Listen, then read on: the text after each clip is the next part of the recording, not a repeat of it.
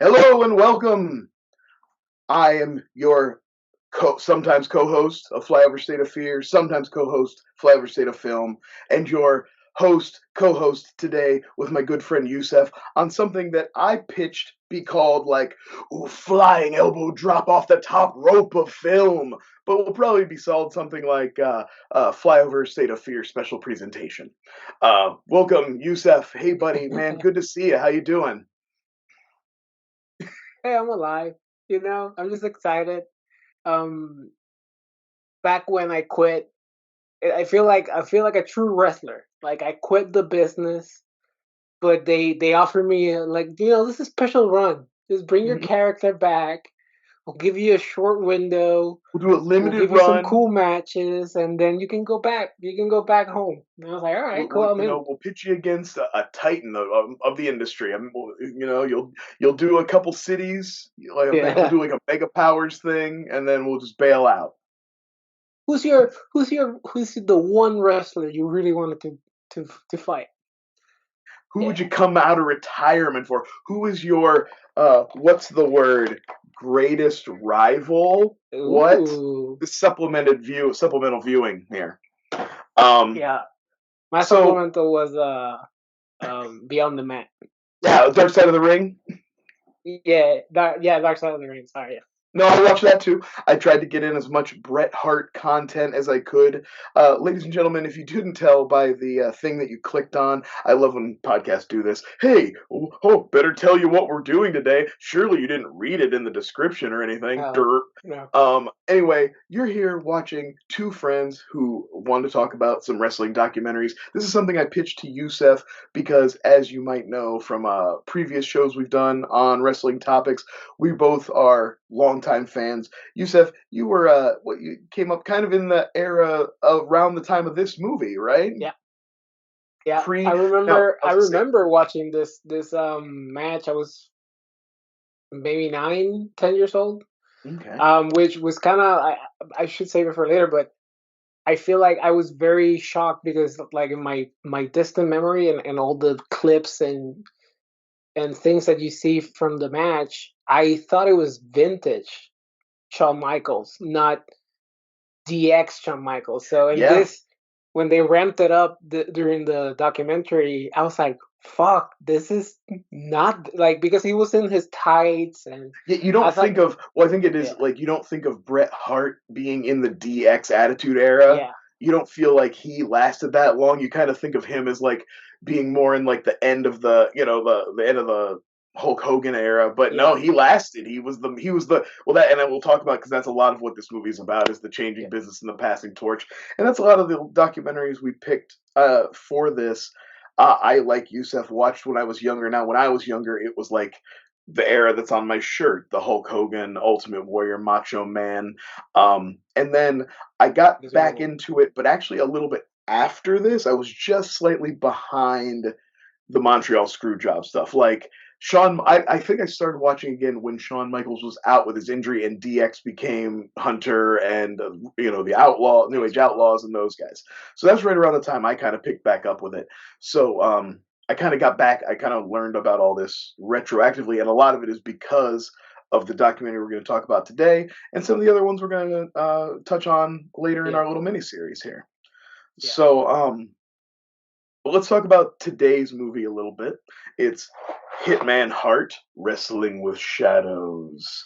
yeah. I've actually Um, never seen it before, so no, you've never it was a seen fun this. watch. No, So it's not only I was surprised. We both watched Dark Side of the Ring. I was surprised that they acknowledged the doc and used footage from it. In that, I was like, oh, okay, they are going to get into that because yeah, we'll talk about later. But I think this documentary actually serves a pretty important purpose in this whole story. But basically, this is a documentary that was being made around the time. It was basically about Bret Hart. It was supposed to be about like Bret Hart's kind of transition from the WWE to WCW, or like maybe just it's hard to tell from what's here what it was started out as. yeah. Um, I feel like this documentary perfectly fits into the conspiracy theories. I know that beyond Kevin Nash mentions the conspiracy theories. No, Scott Hall. Sorry. Scott Hall does too. Yes, I Yeah, think Kevin Nash is too. Though, like I think I saw a thing on YouTube where he was talking about it also. because it's so perfectly convenient. But there's a lot of documentaries that just stumble on gold like this. Like Yeah. we happen to be like, I know it's completely different, but like one of the Kelsey brothers was so happened to be taping a documentary, and it ended up being this massive thing about the only brothers to be in a Super Bowl, blah blah blah, and Mm. it suddenly like the documentary shifted the narrative into it's not about his retiring anymore, it's about this blah blah blah. So yeah, it's not clear specifically because he's not hinting that he's gonna retire. No, And not he's really. very conflicted about leaving as well. So I don't know what was the Yeah, no, why. it's hard to tell what the initial pitch was, but like you said, they struck gold because they happened to hit on a very pivotal time in the business and a pivotal time in Bret Hart's career. So you said you've never seen this before, No. but the Montreal Screwjob is like the most talked about, the most Yeah. covered wrestling event of the 20th century, probably. Yeah, It's it's really you up know there for sure.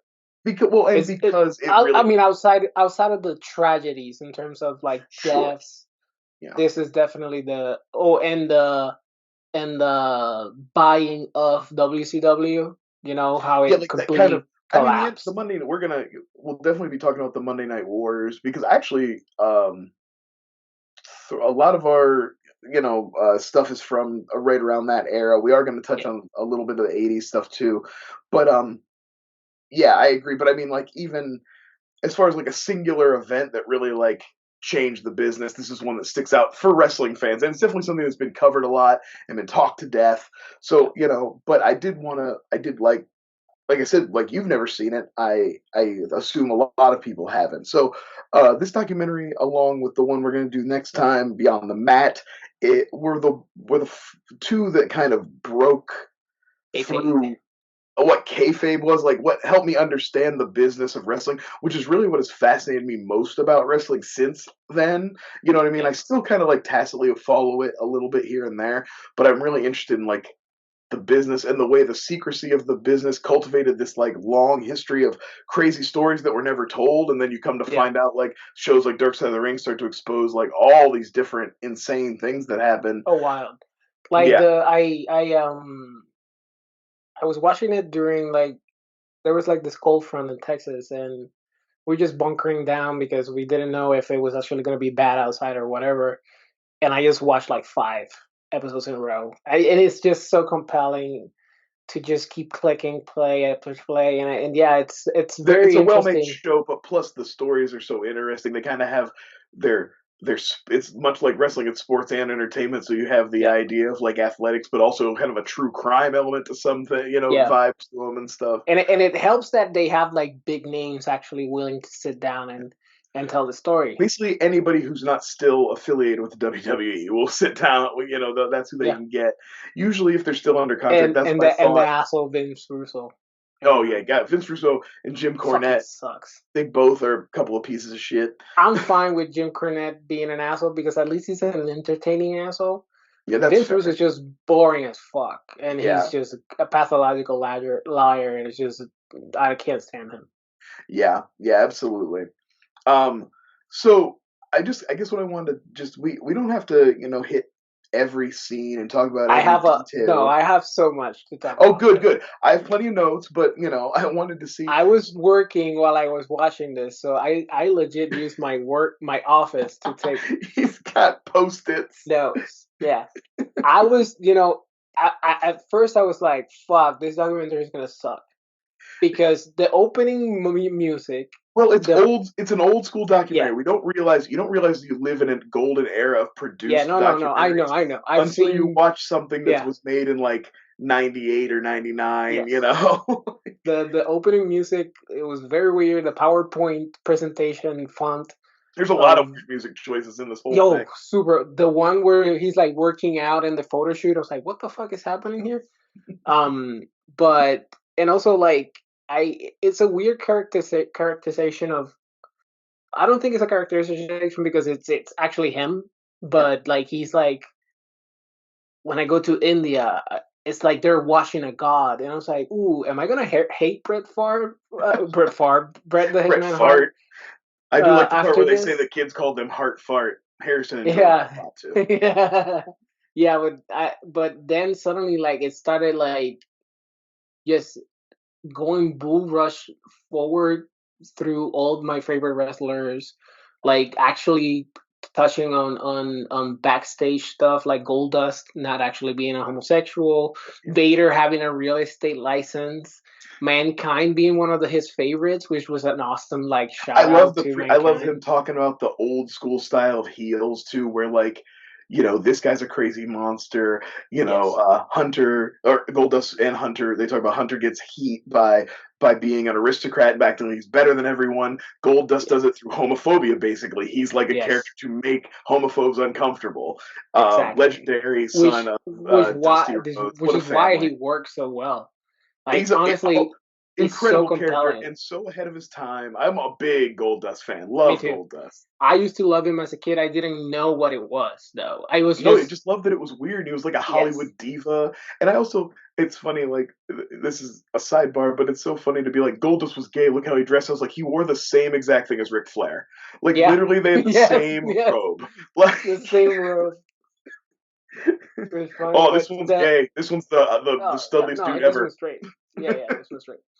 And another thing that when my eyebrow went up because I watched the Hulu series first, the Vice series first, Sure. is when he mentioned Sunny Mhm. because there was like a little bit of a, and Yeah. she's like all over him, and I'm like, ooh, Yeah, we can talk. We'll talk a little bit about it as we get more into the depth. But it's very funny the things that are left out of this documentary that are in some of the yeah, supplemental they stuff that really we do watched. supplement each other very well. Oh yeah, They absolutely. don't There's paint the full picture, obviously, because we'll never get the full picture, and there's a lot of like hearsay, and then we have like liars like Vince Russo yeah.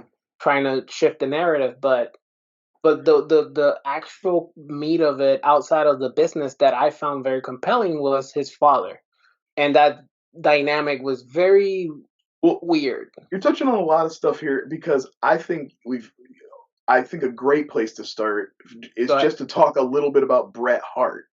yeah, go. Like the just like I guess we're assuming that everybody knows Bret Hart. That's why Yeah, but like let's just let's I go don't mean back. we need to get into I mean the psychology of what you learn from the documentary about Bret Yeah, Hart.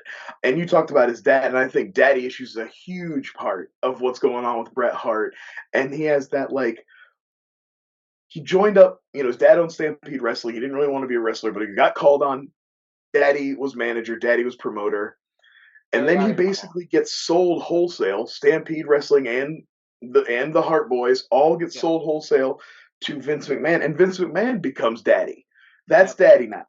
And he that loyalty he felt to his dad got kind And of transferred to he Vince. says it out loud. Oh, Like so Vince many was times. my. If you It had to was count, if you took a shot every time he refers to Vince as a father figure or like a father to him or something, you or would die. loyalty or talk about loyalty about Oh him. yeah. And Yeah. it's honestly like heartbreaking in the sense that I know that Vince is not a good person at all, No. and he has But good people loyalty. feel emotions too, or bad people feel emotions too. Yeah, exactly. And it's like it's very weird to see because you're watching it in real time, right? Him getting the call about, hey, you got to do me a favor. You got to go to WCW, and then the downward spiral between their relationship to the point where he punches him out, and I cannot fathom like this man that grew up with a father figure so maybe abusive. We can say that. Oh yeah, sure. I mean, Uh, Stu Hart very much old school. He's like both of us saw Iron Claw, right? Saw yeah, Iron Claw. He's very much from that era of yeah, the shoot wrestling. Now, I will say the stuff in the dungeon in this, very weird. there's a little no touch master kind of stuff going on here, right? Yeah. Like they're playing it up a little. I don't doubt that when they were kids, he would bring Oh, when guys he was home and young, fuck yeah, them up. yeah, I believe that wholesale. But like the recreation for the show and the big bald guy who's like really acting it out. oh yeah, he's I fully was getting a selling it. big I was getting a big no touch master vibe from that Yeah, one. I was like, okay, all right, calm down, guys. but it's such a weird dynamic, right? Because I get the aspect of, let's say, if in the dungeon they were like training actual wrestling moves, Mhm. but all he was doing is just torturing people to the breaking point. And to the point that his kids, like one of his daughters was like, "Yeah, I was like getting something in the kitchen and you can hear it through the vents, people Yeah. screaming downstairs." It's like, It's what type of fucking it was upbringing really that is? more like a toughening. It was more Yeah. just to like get you ready for how hard being a wrestler is. Like to push you and break you and push you to your absolute limits. You know what I mean? And Yeah. it's that like whiplash mentality, right? Of like you can't Yeah, be yeah, yeah. great unless you've been tested or If whatever. there, yeah, if Um, there's no adversity, you haven't actually earned your spot. right, right. And how can you know if you're really that good if you've never been pushed to your limits and whatever? And you can't deny the results. There's people who came out. I mean, Bret Hart is an icon for sure, but I don't think that justifies abuse of your children. And I also am a No. big. I don't like when When parents things work steal. out, Well, I don't like when parents steal the childhoods of their children. You know what I mean? And like yeah, because force it's them into awesome when it, something. You yeah, it's know, awesome when it works out and they become millionaires and legends, but that's like but there's 1%, right. There's so many 99% kids of who the just rest. have their lives ruined, Yeah, basically. they just have trauma They just from like their they just like childhood. just suffer and have to like do stuff they hate and think that they can never please their parents. And you know Yeah, what I mean? And it's just and that sucks. But I did like a lot of the behind the scenes stuff, the old footage of the Hart family. This is the first time I ever saw anything about them. I've watched some other stuff about them after that, produced through the WWE, so it's even a little bit more kiss assy. That's the one thing I like. I want to mix in a couple of non WWE docs because they do a lot of pretty decent documentaries, but everything's seen through the lens of the business, so you can't always. Everything's got a little bit of sheen to it. Everything's a little fake. Everything's a little bit of a yeah, it's a little lie. too perfect. Right. That's the big reason I chose one of the docs that we're gonna watch because it's like one of the few times they let slip that mask, and Yeah. it's pretty impressive. It's pretty crazy. But anyway, so I like we get a little backstory on the Hearts and everything, and Mm. their status and what that means, and then Brett's kind of rise through the ranks, and he's a tag team wrestler, and he becomes the kind of top guy almost by default. You know, Hulk Hogan leaves the company, and this is actually made even more explicit in the Dark Side of the Ring. They started getting. I think it ties into that thing you were saying about how he's talking about the Indian fans and going overseas and stuff. They started getting feedback that internationally Bret Hart was like the big dog, and it's because Japanese market and stuff really love the technical wrestling, Yep. especially back then. And nowadays, modern wrestling fans know that Japan's a big market, but back then we didn't know anything about that. I didn't No, anyway, as a yeah. kid or anything. And Um, I knew Vince once in a while was you'd have awesome Mexican or Japanese yep. wrestlers show up on wrestling, and you'd be like, "Wow, that Yeah, guy's but cool." yeah, but they tend to be like intercontinental champion Well, or sure, yeah, tag they team never got. champion. I mean, they're always in the first hour of Nitro from 7 to 8 before the good stuff Yeah, going. But that's where the best matches were. yeah, But anyway, I didn't know anything, but they started apparently getting information. So when Hulk Hogan left, they were like, "Well, let's see if we can push Brett as a single star," and it pretty much it worked. I mean, he was the top no, guy. I yeah. think he Vince carried the. famously didn't want Brett or anybody because he was obsessed with the Ultimate Warriors with Well, and he the likes the big guy. Lex Yeah, Vince is a Lugers. Yeah, muscle guy. He likes the big boys. yeah. So Brett is very important in the sense that if without him we wouldn't have the Shawn Michaels, the Rated R Edge, Yeah, or Chris Jericho. Even Jeff Hardy, like Sure.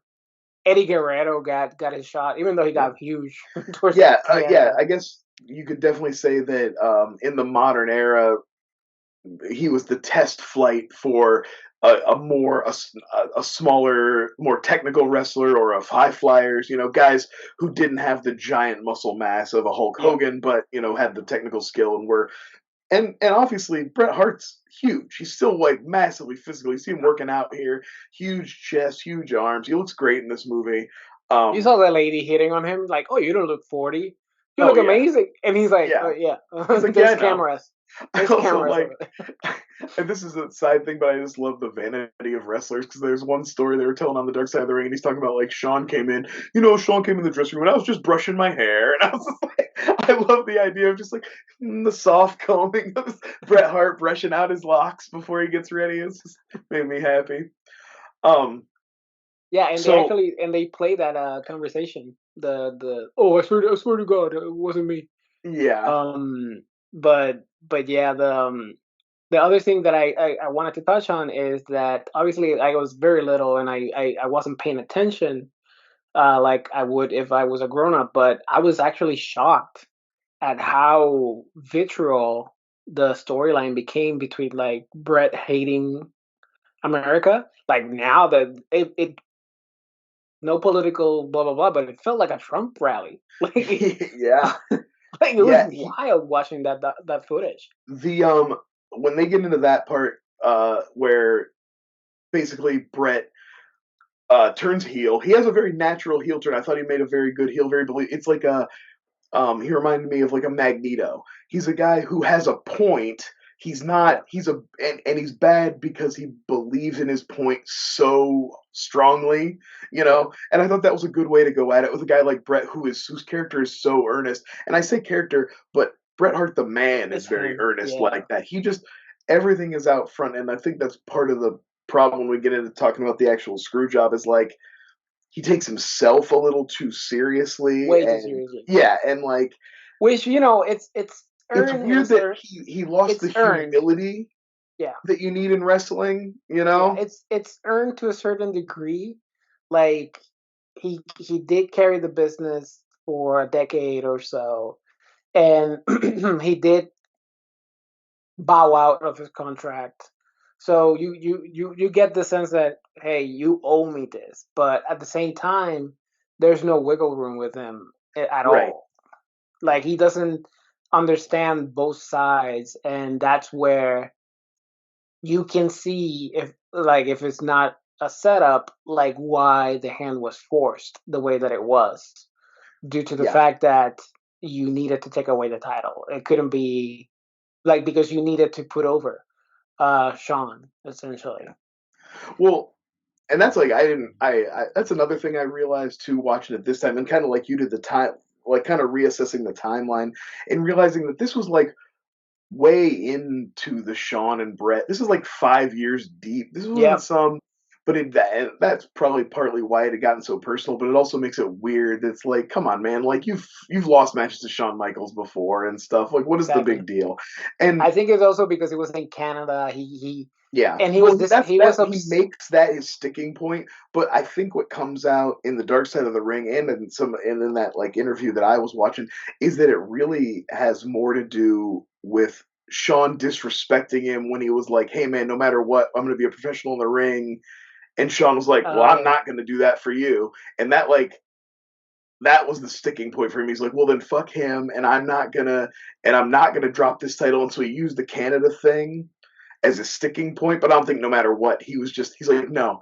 He's like, I'll walk away and leave the title. And of course, they were like, sure, of course you want to do that, but no, you don't get to do that. That's not how the business works.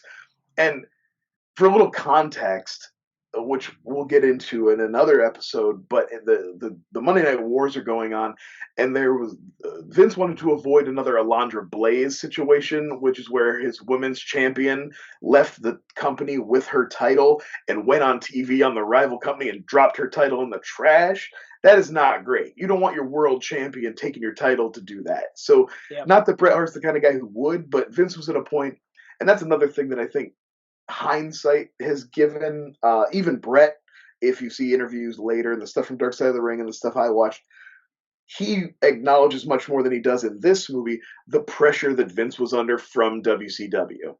The No, yeah, fact that he had no choice. He was getting his ass kicked every single week and he had to do something. And it didn't matter if Brett thought it was disrespectful to the way things had been done for 20 years. He couldn't afford to coddle anybody. yeah. He had to make some really difficult choices. And again, I'm not in the business of It like just defending Vince McMahon yeah, or anything, but and it is also wild to think that always again in hindsight that all he needed to do was wait them out Yeah. because they self imploded so quickly after taking over.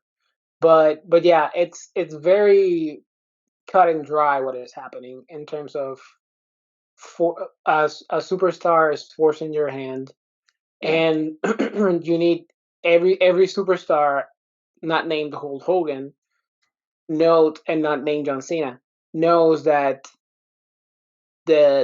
once the fans are shifting towards another superstar, you need to either put him down or put him over. And if the company's asking you to put him over, you even if you don't like the guy, you have to put him over. Well, yeah, and that's the thing too. It's like Bret Hart touts himself as this like, kind of Savior of hallmark the statesman of the business and yeah. hallmark of like, but like at the end when it comes right down to it, he was the one who wasn't doing the traditional thing, which is putting the guy over on your way. If you're Yeah. leaving the company, or if you're retiring, or if you're moving on to a new territory or whatever, you put Hmm. over the guy on your way out so that they are the new star. You transfer your credibility to them. You can, there are ways it can be done where everybody goes out looking strong, but Yep. everybody knows. And the idea that like somebody who lived in the business had lost that humility, that eh, you know I get it because it's not like he's the only one who it's happened to, but I always watch this documentary and like kind of, because I saw it probably pretty close to around the time it came out and stuff, and then I always kind of thought of Brett as a victim, much like he thinks of himself. But more and more you look at it in hindsight, he's as culpable as anyone.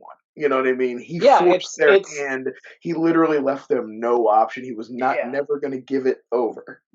It's funny because they put the Vince speech as a final nail in the coffin of how WWF fucked them over, but he says it like Brett screwed Brett, Yeah, and obviously Vince was very very well involved, but to the end of the day, the reason why they had to do that shit show, even if you want to believe the conspiracy theories, it was him.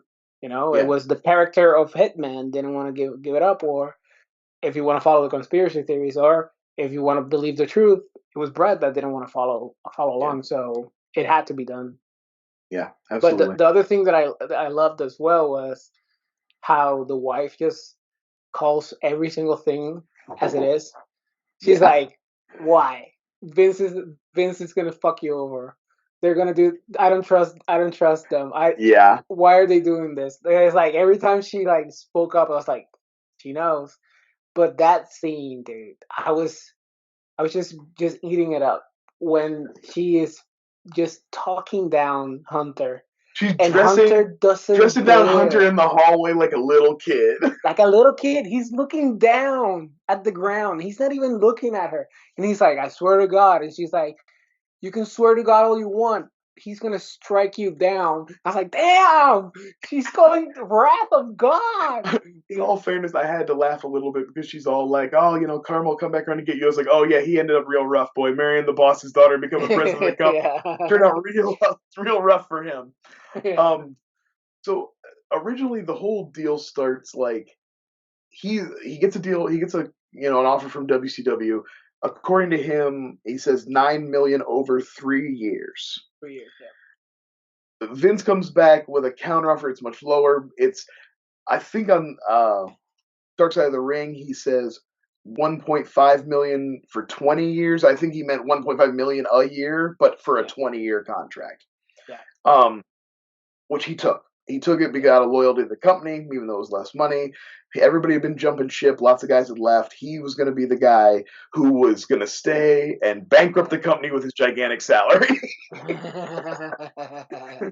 He's like, "Hey man, don't worry, I'll stay here with you as long as I can have more money than anyone, as long as I can have the biggest contract anybody's ever seen." I mean, But depending on what he was bringing in, right, and well, and that's the thing. So they signed merchandise this and all that stuff. contract, and then right around like not too shortly after that is when the turn becomes and Shawn Michaels starts to become the guy. So now Yeah, you've Shawn got Shawn Michaels and Michaels Stone as Cold. the guy, and Brett is getting paid more, but he's Yeah. bringing in less. He's not the guy selling the tickets. And that's when Vince decides, he's like, go back to W. I can't afford your contract from base. And I believe it. He was getting his ass kicked in the ratings. This is before, you know, early DX. Austin had they weren't winning any Monday nights yet. This is within that 83-week period where WCW won everything. Yeah. This is that era where they were not winning. And I Yeah, believe Vince when he says Stone Cold was formed, but it wasn't like in his final form yet. right. And DX was starting to bubble up. The Rock hasn't arrived. Mankind is there, and the Undertaker is still Well, in the. because I would say the final formation of Stone Cold happens the next when he Yep. fights Shawn Michaels at WrestleMania, Yep. and that's after Brett leaves. Yep. Um, so we're right there, but at that time, I believe it that Vince could not keep paying him and all the other wrestlers. I believe it. So he tells him to go back and get his contract, and WCW is going to pay him, and he wants to leave. And like we said, the whole thing breaks down. But like the relationship between Shawn and Brett had degraded so much at that point, and we see all the hateful promos, and there's a lot of I don't know. There's still a lot of back and forth with all the stuff I watch, and how much of it is like Brett will be like, "I told Shawn I was going to go out and say these things," and I would come back and he was hurt when I said them, and he knew I was going to say them and was fine with them, and then and I would come back and he was hurt, feelings hurt, and I get the impression that Shawn was just a little, he was immature. He was full of himself. You know what I mean? And I think he started taking things a little personally, and then they both started, and this reality started bleeding in. The stuff Brett Yeah, was saying it was was true. He burning didn't the think Shawn lunch. was a good role model, and he didn't think he was good for the business, and it made for a good storyline, but it was real, and Yep. him going on TV and saying it pissed Shawn off, so Shawn would say some real shit and blah blah blah blah blah, but then so like I said, it had gotten so bad that he wouldn't take any deals. So he's like locked in. He Yeah. won't do it. Now, No, yeah, it's always weird too because like they keep hammering in the documentary like, oh, this is more real than you think. And it's very much true. Like in every business, like there's gonna be relationships where you're willing to work the extra shift for a certain coworker, but you're not willing to do any fucking thing for that coworker that you hate. yeah. So that's pretty much it. Like if I bet if it was Mankind or even Vader or whoever Oh, he yeah. praised, even Goldust, he praised during the intro, if they were the ones getting the heat from the crowd, he probably would have been more Yeah. receptive to the idea. But since it was Shawn Michaels out of I think even Stone Cold, It he was would have Shawn given it to him. Michaels and it was Canada. Like I said, I said he Yeah. stole that and used it as a sticking point. I do believe that it was part of it, though. I don't want to give the impression that I don't think that Yeah, mattered. because he I was like definitely think so it did. high.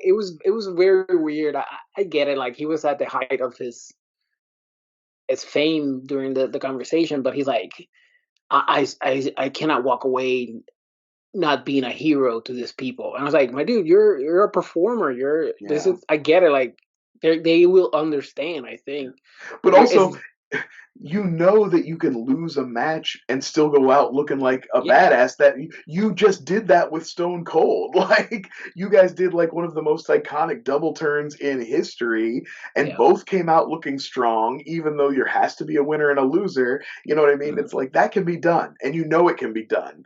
And that's the thing I think we talked about. But I do want to get into some of the nitty gritties just around the kind of because there's a lot of like in between the time it happens and the stuff we're watching Dark Side of the Ring, there's a lot of people who came forward now and want to like take credit because this became the biggest story ever in the yep, history of wrestling. Now everybody wants to be in on it, right? yeah. What we know, First nobody did it. Now everybody did it. yeah, what we know for sure from the documentary, and like from just this documentary, is that Vince McMahon and Earl Hebner were in on it for Yeah. sure. Oh, I and I trust. I fully, trust and the referee. I already called her. I was like, yeah, I have that written down. It's like it's part of that earnestness of Bret Hart. He's a little bit naive too, and the idea that Earl Hebner would side with him over the guy who signs his checks, he's got to do what he's got to do. And again, Dark Side of the Ring like resolves that. You know that they got over that, and they're he forgave him, and he understand. And Bret understands what the pressure he was under and everything now, and yeah, Herb cries and everything. It was. Yeah. I didn't expect that out of him because I always grew up hating him as a as his character, and I remember getting my mind blown when his twin came out, his brother. Yeah, that was the Uh, thing I loved about this. Was where all the people who did end up knowing something about it, or like thought they were going to get in trouble, bailed out of the arena. Like Jim yes, Cornette and Earl Hebner are like racing to get out of the arena after it happened. hilarious. I mean, to be fair, like Vince supposedly got knocked the fuck out, so I don't know. Yeah, I don't know if Herb could have and taken a Shawn was punch. supposedly in the room when it happened and was crying because he thought he was about to get his too. And I saw Bret Hart say that in front of Shawn Michaels, and Shawn Michaels did not refute it. So, Yeah. um, but we get the documentary wires up Bret, so we get to actually hear him and Vince talking about the match, and we know that it was not, that it was It's planned. It was going to be edited a run in weirdly though. from Owen and British Bulldog were supposed to I run felt in. I I felt it was edited weirdly. I never ever wanted to leave here with any kind of bad feeling. But this week has been a bad week for me. I feel kind of betrayed a little bit. Well, I do too, a little bit. And again, all we're talking about really is Ted Turner. That's what's coming between you and me. That's all. I can't tell you how appreciative I will always be for everything you've done. I didn't want to leave with any problems. Actually, I didn't want to leave at all. And then it's the point where there was no other choice but to go. The way this whole thing has been depicted, it's really hard for me as a hero here to come up short this weekend. What would you want to do today then? I'm open to anything. I think what I'd like to do is get through today. I think tomorrow I should just go in and do my speech and forfeit the title. I think it allows me a chance to leave with my head up and leave in a nice way. I mean, I don't have to beat Sean. We could have a schmoz or whatever you want. I would think it'd be a run-in type thing. But, Yeah. But I'm open to anything. No, I think that's... I'm open to anything. Like I said before, I'm determined that this is going to wind up the right way. Okay. The sound volumes and noise kind of felt weird. At least I to me. definitely felt like we didn't get the full conversation. Yes, Yeah, it I agree with felt that. like manipulated a little bit because at this point the documentary crew already knows we have fucking gold. The Oh yeah, WWF is screwing the fuck over of their best star, so you yeah, know that they're gonna shift the narrative and edit it in a certain way. I don't doubt that the conversation occurred, and it probably he's like, okay, whatever you want, and maybe Vince was kept like pitching other ideas yeah, and kept batting down, but it felt weird, the audio. But I agree, like they had the conversation and he was like, yeah, let's just disqualify us, and that would have been a fine ending, I guess, but like you yeah, said, he's under pressure and he has to take that belt. yeah. And yeah, he doesn't want. Yeah, he. I don't know. He doesn't want the Brett to get to take the strength of the WWE title, whether he carries the title or not. He doesn't want him to go out without having to take a loss to their champion. He wants Exactly, that. he's He wants the always going to top be the guy, the guy who WWF. beat the champion, to be in his company. Yeah, So he doesn't want to he's let Brett he just go if without he taking that loss. yes, there is this in UFC there's this thing called the linear champion, Sure. and that's when let's say Frank Shamrock went to Japan and technically lost, even though he wasn't defending the title. That guy is actually the UFC Because he heavyweight beat the champion, whatever champ. the Yeah, case yeah. may. Yeah. So Um, Bret Hart, if he would have gone to WCW, he would have been eternally the WWF linear champion until he lost at WCW, and then somebody else in WCW is their champ. yeah. So, we hear that, like I said, we hear that conversation between Brett. Now there are at least two. I've heard at least two stories. There's one in Dark Side of the Ring, which is Jim Cornette and Vince Russo sitting with Vince, pitching Yeah. ideas, and calling Brett, and then calling back, and then he's shooting things down, and they're back and forth.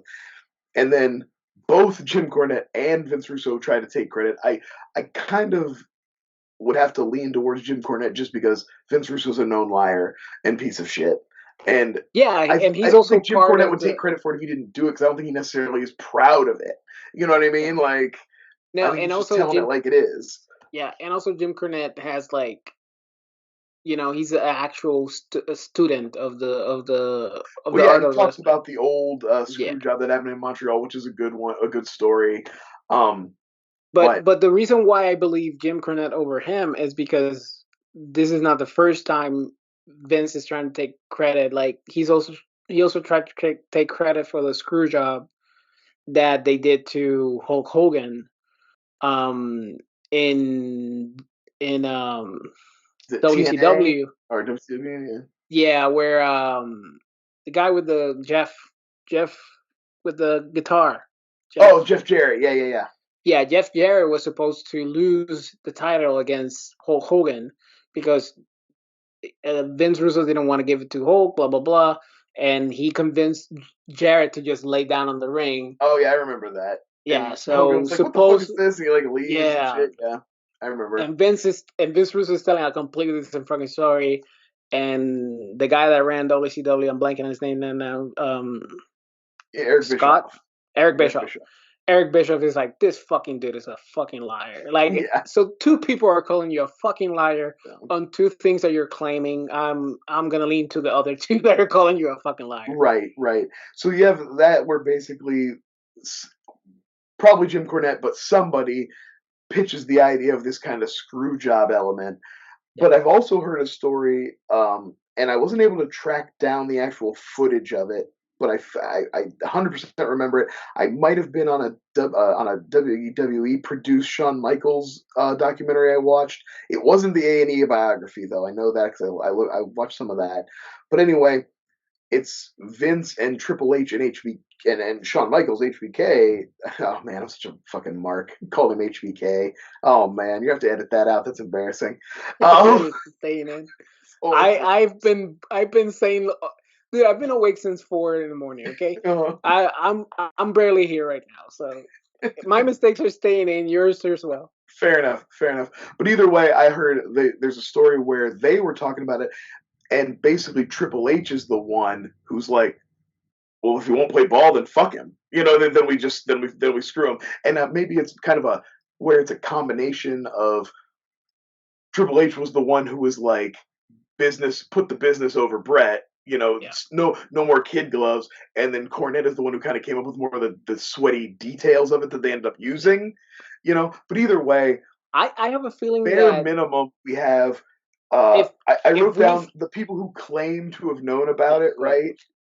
You got Triple H and Shawn Michaels, obviously, Earl Hebner, Vince, Gerald Briscoe, who was the booker at the time and who grabs Earl Hebner by the arm. And like, it's weird the way people talk about, I don't want to talk about Pat Patterson, but Pat Patterson and Gerald Briscoe, because they come from that old school era too. And they're like legitimately afraid of Gerald Briscoe. They're like, he grabbed me. Earl Hebner was like, he grabbed me by the arm. He was so afraid. And then they're talking about Shawn Michaels in one of the in the interview when I was watching was talking about how like Gerald Briscoe was offering to teach him some like legit moves in case it came to like a physical altercation with Brett.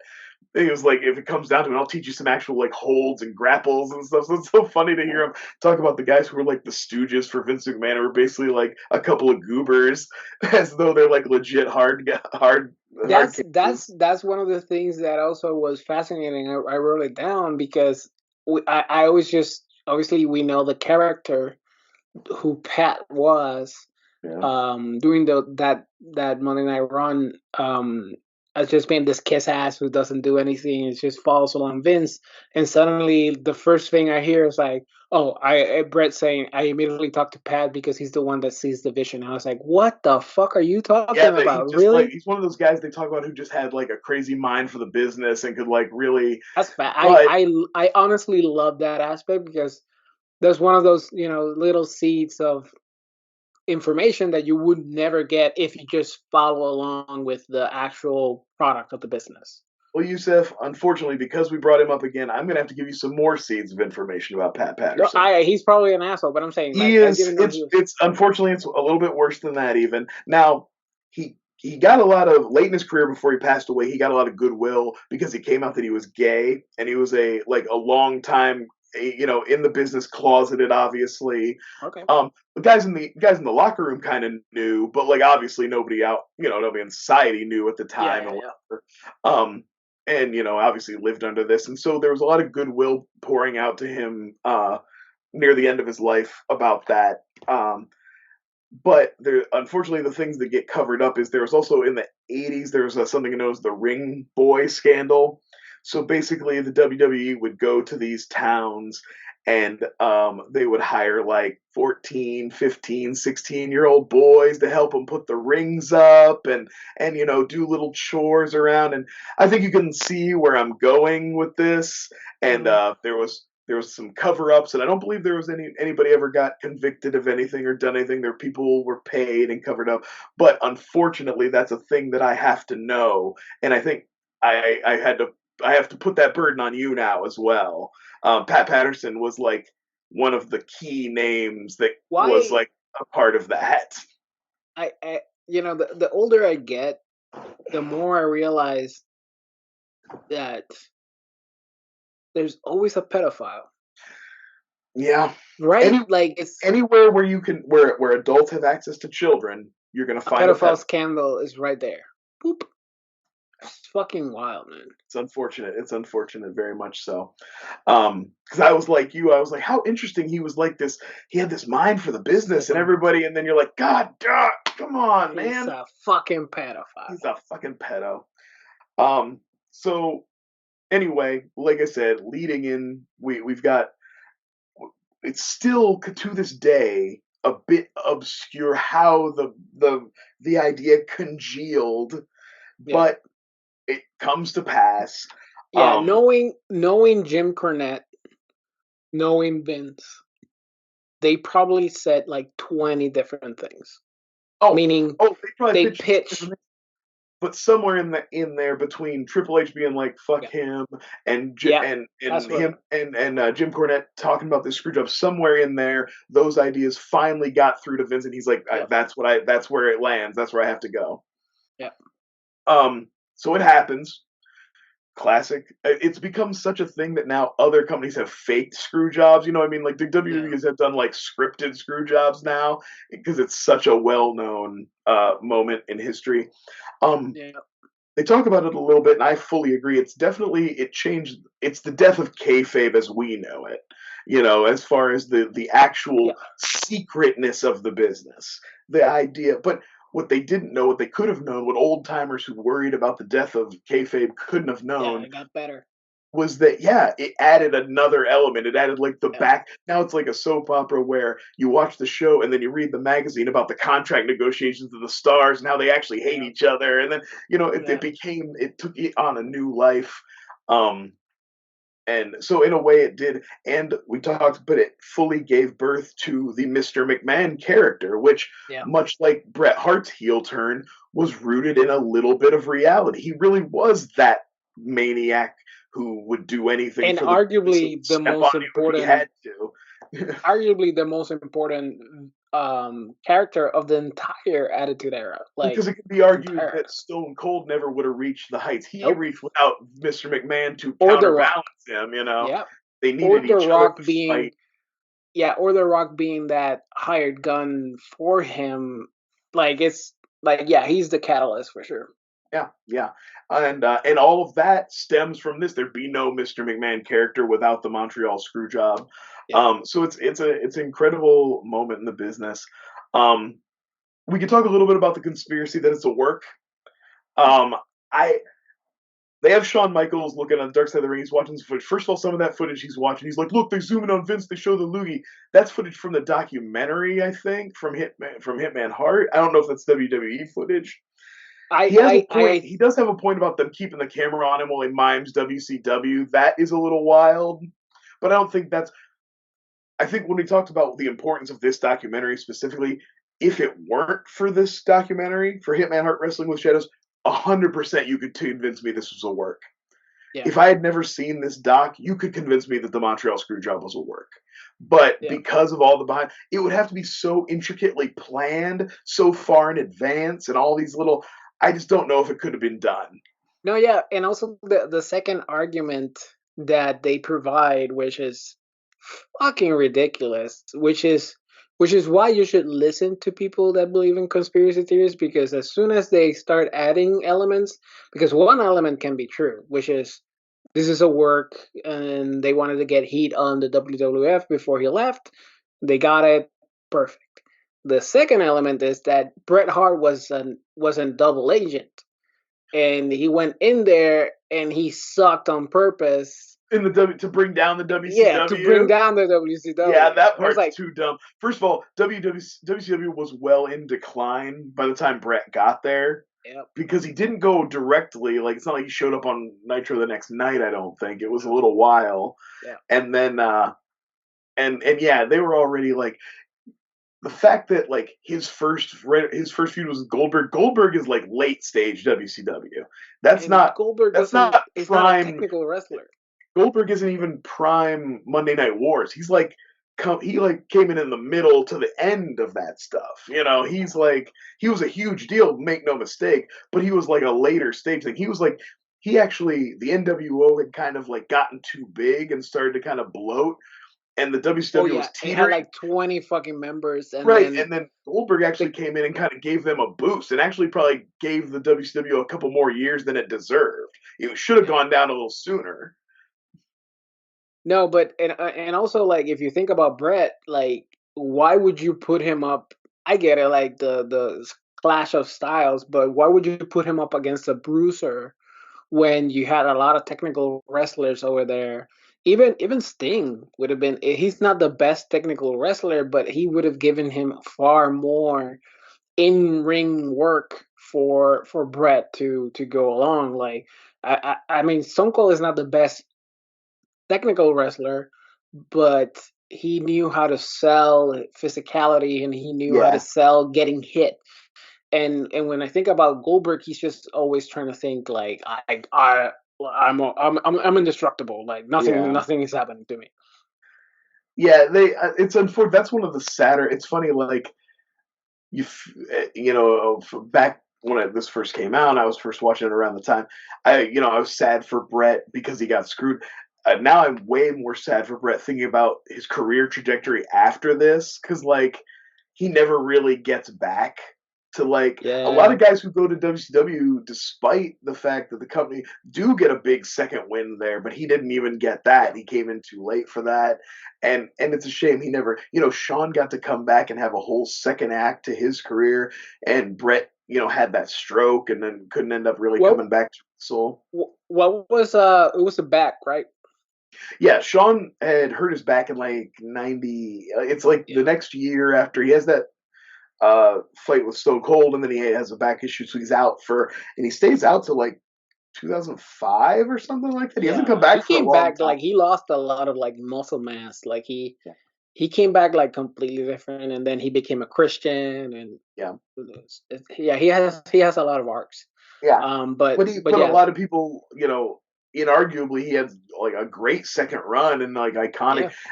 Bret even talks about how seeing his match with the Undertaker was part of what made him like reach out and come back and like want to like. He was just like, it was so good, and seeing him perform at such a high level and just like that was made me happy, That was a great match for sure. That's one of the things that bummed me out most about watching it, was thinking that like Bret Hart never got that chance to have a good little final run. Like it didn't have to even be a long one. He didn't need to go. Shawn Michaels came back for like quite a few years. He didn't need to do that. He could have come back and had like one really good feud, and that would have been enough. One good set of matches with Shawn, and then be done. It had to. If he came back, it would have had to be for sure for Shawn Michaels. Yeah, because I mean I get him trying to like start a new feud with, like, let's say Edge, like another Canadian, and they would have done the Canadian angle, whatever the fuck. But nobody would have cared if it wasn't against Shawn Michaels. No.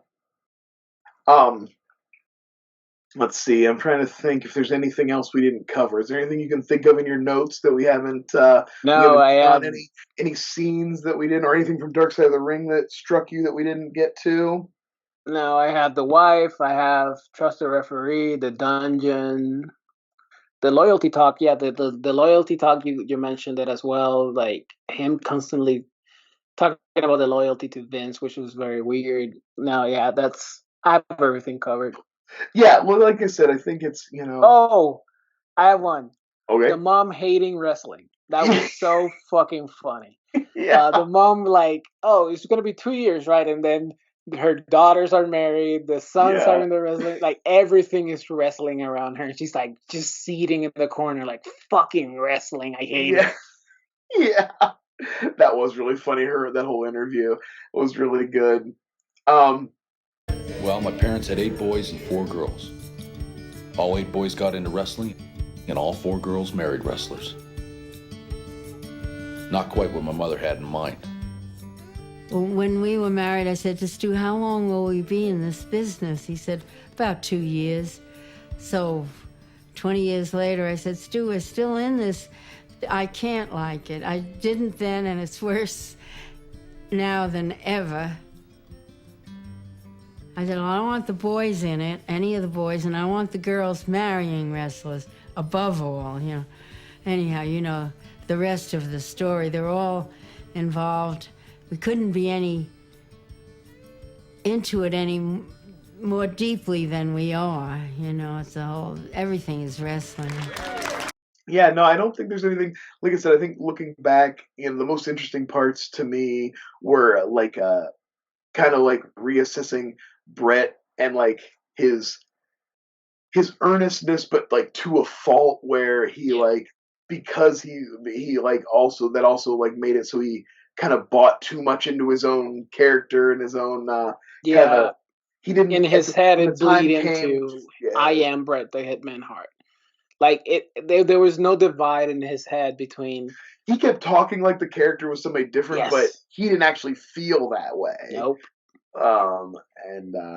And like his kind of, it's funny, his pride kind of led to his downfall. But then when I was watching where the Dark Side of the Ring, and they're talking about him coming back, I was thinking about how he talks about wanting to reconcile with the WWE because he doesn't want all the work he did to go unseen. He doesn't want his matches to not be on the channel or on DVD because he is not on good terms with the company or whatever. And so like his pride in his work is eventually what made him kind of reconcile with them. And obviously he wanted to be in the Hall of Fame, and if you're not in good terms, you're not going to be in the Hall of Fame. I mean, I get it that it's like it's far more than a job. Like it is definitely a lifestyle. It's definitely a type of brotherhood, and him having cultivated. That's a good point, right? When they were saying goodbye, and the wife was like, "Yeah, I'm saying goodbye," and we're gonna keep in touch, but I'm probably never gonna see them. My kids grew up around these people. Yeah, that backstage part before the match really hit home. Not only knowing what was gonna happen, also like seeing the kids interacting with like I love when Brett's like, go bother the headbangers. I gotta talk. Me and Vince gotta talk. So go find that. Like he just sicks his kids on the headbangers and stuff.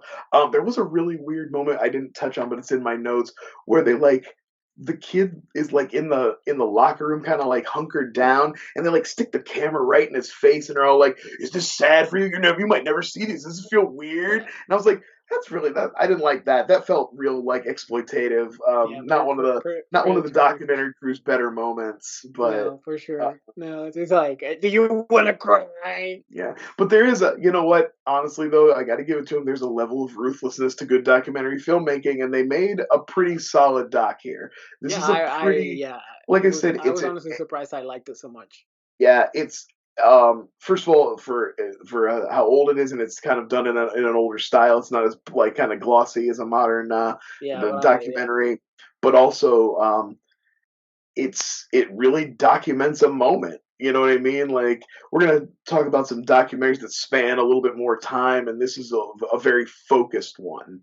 This one is like really, and it's a moment that ended up becoming so important to the business. And like I said, I think this documentary kind of single-handedly closes the book on the idea that it's a work. So it's like one of the few defined things in wrestling that you can't refute. You know what I mean? Yeah.